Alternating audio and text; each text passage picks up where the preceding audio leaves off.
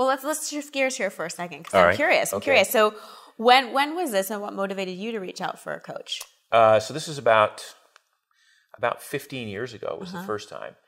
And, I was having a tough time with my own presence in the world. I had expectations of myself that I wasn't meeting. I had a family. I had a business that I'd started. It wasn't going as well as I had hoped. I felt I'd created a lot of pressure for myself, a lot of stress that, as we know, stress really doesn't exist except, Up here. Up here. There is no stress in the world. There's just people thinking stressful thoughts. And so that was the first time I got a sense of, I'm guided to a place where it's okay to have those feelings, but then to realize that that's just what they are and that that's not reality.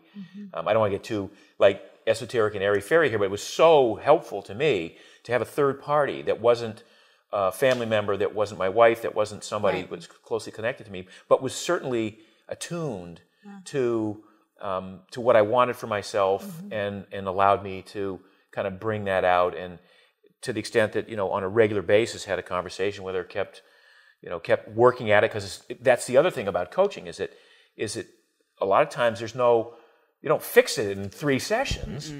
And so many people that I know who use coaches have used coaches for 20 years. It's like some of the top athletes in the world wouldn't think of not having a coach. That's what they do. So you're a top NBA ball player. You have a coach, and you actually listen to what that person does, and you take the advice, and you use that. So, well, I love what you're saying too, because I think, especially for men, I see this.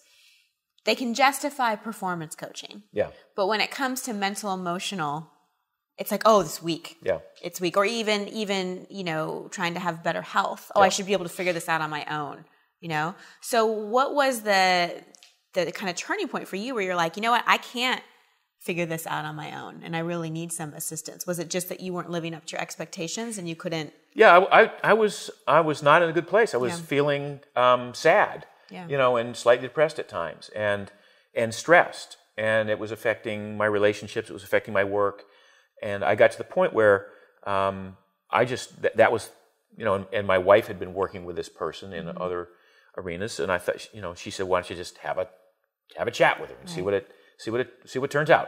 And it was great, and it was comforting, and it felt like I was moving forward. And so for the next 10 years, we had this sort of coaching mentor kind of relationship.